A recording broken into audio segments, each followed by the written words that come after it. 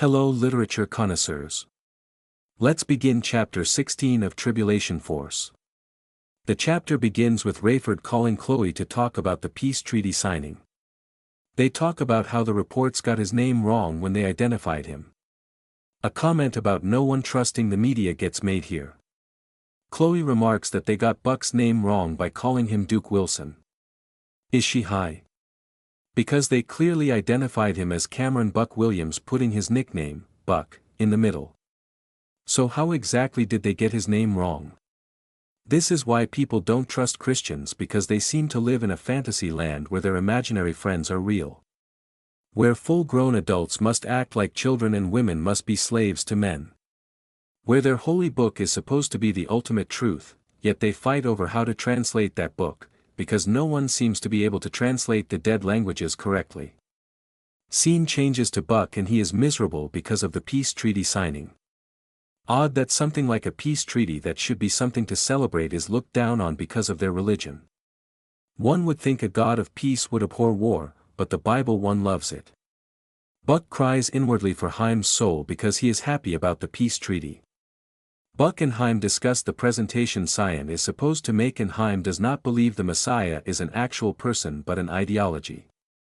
Buck gets upset because this contradicts his new beliefs. Chaim leaves and Buck gets a call from Tsion apologizing for wandering away into the desert like a loon. He asks Buck to meet him for lunch, so Buck tries organizing himself to do this and Tsion picks him up. Buck sends off a prayer thanking his imaginary friend because he wants to witness to Tsion. After the failed attempt with Chaim, he might as well fail with Tsion. The only thing is that we know Tsion is already a believer, so this is rather silly. Silly fits this whole section as they make lame jokes, pray silently, and eat bread. Tsion asks Buck what he believes about the Messiah and Buck is overjoyed to be able to tell him his opinion. Tsion listens and thanks him as he is ushered away because the news conference is about to begin. Scene changes to Rayford as he flies the new Air Force One. He tries to sneak away to watch the broadcast when Nikolai stops him. Nikolai mocks his Jesus belief, and when Chaim says he thinks Nikolai is the Messiah, Rayford is outraged at his blasphemy. Rayford gets snarky, making a rude comment directed at Chaim, but it also gets aimed at Nikolai. He remarks that no Jewish person would believe that the Messiah is someone not born in Israel. Chaim deflects by saying that a real scholar like Tsion would have a better understanding about the Messiah. Tsion approaches the podium and Rayford is easily impressed. He is surprised he is not an old man with white hair, like Dumbledore from Harry Potter. When he speaks he does it slowly and looks at the camera. Rayford can somehow read his mind and senses Tsion has a passion for this. Tsion mocks Jewish people by stating that they cherry-pick the prophecies they want to be fulfilled. Ironically, Tsion is doing the same thing he is mocking others for doing. Hypocrite much. Here the authors throw proper hermeneutics out the window as they result in cheap Christian tactics to prove that Jesus of the Bible is supposed to be the Messiah. They start off by having Tsion claim there are over 500 messianic prophecies. They mention a late author named Alfred Edersheim who confirmed that. The problem already is that a Google search states he was a Jewish man that converted to Christianity. The authors are hoping that no one would recognize the name because knowing that he converted to Christianity would instantly turn off the Jewish listeners. This defeats Tsion's supposed scholarly work, because if you start with your only source being from a Christian, then his whole research was biased. Tsion boils down the 500 to a supposed 109, claiming that many verses are obscure and repeated. However, if he decided to use New Testament fulfillments, it is because it gets ignored that the Gospel writers doctored those supposed fulfillments to make them fit their narrative.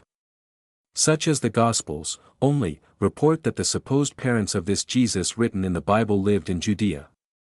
The prophecies say that the Messiah must be born in Bethlehem, and since Bethlehem is not part of Judea, they used the Roman census as a plot narrative to get the family to move to Bethlehem so Jesus could be born there. Since extra-biblical sources record that the census did not in any way happen as the Bible states, we can see there was no fulfillment. The Bible states that out of Egypt God's Son was called. The Gospel writers took this as literal, and again using a plot device they changed the Herod killing. So while the historians record that Herod killed all the male children of his household, the gospel liars changed it to him killing every firstborn male child in the entire land of Israel. Supposedly this forced Jesus and his family to escape to Egypt. Again we have biblical lies and not a real fulfillment. Tsion makes a bold claim that the probability that 20 of those 109 prophecies being fulfilled are astrological. But does he take into consideration how many of those fulfillments are fake? If his team spent a lousy 3 years studying this, why was this overlooked?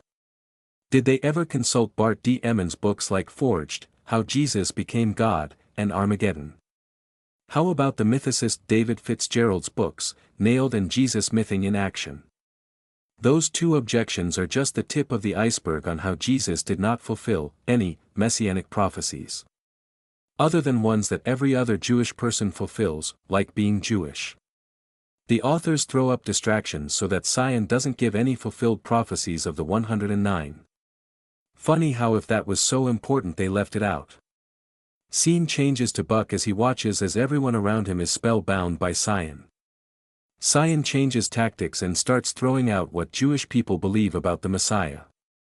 Tsion scoffs at these beliefs. So he scoffs at the beliefs of others in favor of his own beliefs. Hypocrite much? Tsion tries using the Isaiah 7:14 verse. This is another famous mistranslated verse that says a virgin will give birth. The problem is that the word in the original Hebrew, Alma, never says a virgin but a young woman. The biblical Hebrew word for virgin is Betula. Essentially what the translated passage says is that a young woman would give birth to a son and she would name him Emmanuel. Except that Jesus was never named Emmanuel. This is another example of Jesus not fulfilling prophecy. Jesus' name in Greek is Iesus. This is the Greek version of Yeshua. Yeshua is a shortened version of Yehoshua. Basically Yeshua means Josh and Yehoshua means Joshua. Either way Jesus by his name alone fails the prophecy. In Portuguese the name Manuel is closer to Emmanuel than Josh is. So it would have been better if he were named Manny instead of Josh. If God were real and actually trying to bring his son into the world to be the Messiah, then why wasn't he named Manny or Manuel? At least that would be close to fulfilling the prophecy. Christians like to ignore the truth and make up lame excuses. Even though the New Testament does not call Jesus Emmanuel, Christians like to pretend that if they sing the song by Chris Tomlin called Emmanuel God is with us, then that fulfills the prophecy. Even then this prophecy is not a messianic prophecy Christians pretend it is. They ignore the proper hermeneutics of the verse by taking it out of context. The entire passage tells of the prophet Isaiah telling King Ahaz that God will give the king a sign as proof that God will destroy the Assyrian army.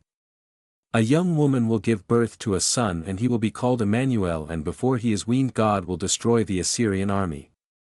This prophecy was not a messianic prophecy but a personal one for King Ahaz. So even if you try to cherry-pick this verse and replace Assyria with Rome, because they were the enemy in the supposed time of Jesus.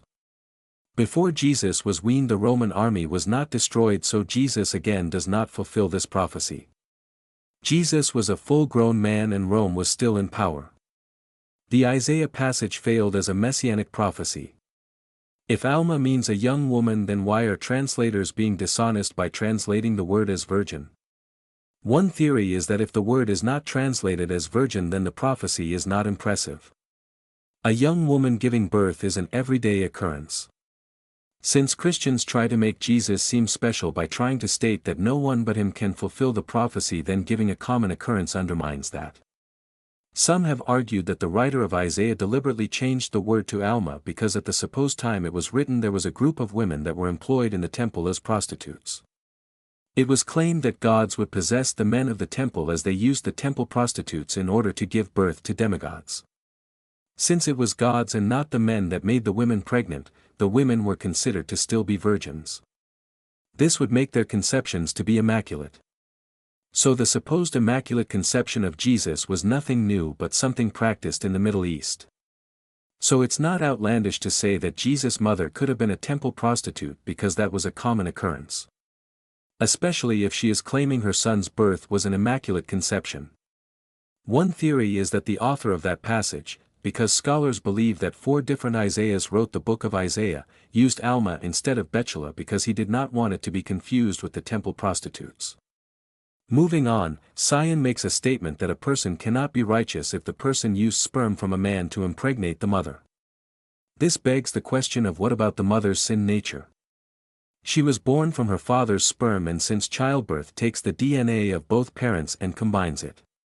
So we again have a special pleading fallacy, meaning, the special pleading fallacy is a logical fallacy that involves arguing for special treatment or an exception to a rule or principle without providing a valid or sufficient justification. Essentially, it's about applying a standard to others while claiming an exemption for oneself or a specific case. Lack of justification. Special pleading is characterized by the absence of a good reason for why an exception should be made. It's about simply stating that a specific case is different or special, without offering any evidence or reasoning to support that claim. Hypocrisy. The fallacy can be seen as hypocritical when someone argues for an exception to a rule while simultaneously upholding the same rule for others. Moving the goalposts. In some cases, special pleading can involve subtly changing the terms of the argument or the criteria for applying a rule when faced with counter-evidence. So, again, if Christianity is true, then why is it built upon fallacies? Tsion then makes another false claim by saying that the Messiah must be born of a rare bloodline that must include many of the forefathers of Israel. This is not exactly true, because what the Bible says about the Messiah is that he must be a descendant of King David. As to this special bloodline, in order to save time, I'll refer you to my video. An Atheist Reviews Left Behind Chapter 11. In this video I cover how Jesus is part of a cursed bloodline so that he'll never be the Messiah unless God, if it exists, is a liar. Scene changes to Rayford as Chaim makes a comment still trying to say that Nikolai should be the Messiah as a way to save face. Nikolai speaks up and remarks that he knows who Tsion thinks is the Messiah. At this point it's ridiculously obvious. They decide to dumb down Nikolai and he claims that Tsion will claim to be the Messiah. I roll. Skipping ahead because the rest of the prophecies I've already addressed in this video. The authors seem to put their own spin on these so-called prophecies because they write them slightly different than how the Bibles translate them, and I don't remember any churches reading the verses the way they wrote them. Eventually Tsion reveals that he believes Jesus is the Messiah. Tsion commits an incomplete evidence fallacy by cherry-picking the prophecies he wants but ignoring the rebuttals to those so-called prophecies. So, like the writings of Lee Strobel, this rabbi seems to be living in a Christian echo chamber, and that is what he based his 3-year study on. Nothing special to convince anyone, but it's just the same old tired rhetoric. So Tsion reads off a phone number to order his study material, and we get told the phones start ringing off the hooks. Most seem to be angry Jewish people complaining about his nonsense. This is doubtful because this type of foolishness is nothing new, that most people would just change channels having heard all this before. Tsion would simply lose this standing as being a respected rabbi. Buck rushes Tsion out fearing for his life as a mob swarms the studio. While they escape, Tsion receives a phone call from Eli the fake. He asks that Tsion give a talk at a sports stadium that they will be at with some new converts. Tsion fears for his life, but the two fakes promise to protect him. This ends chapter 17 of Childish Force. See you next time for chapter 18.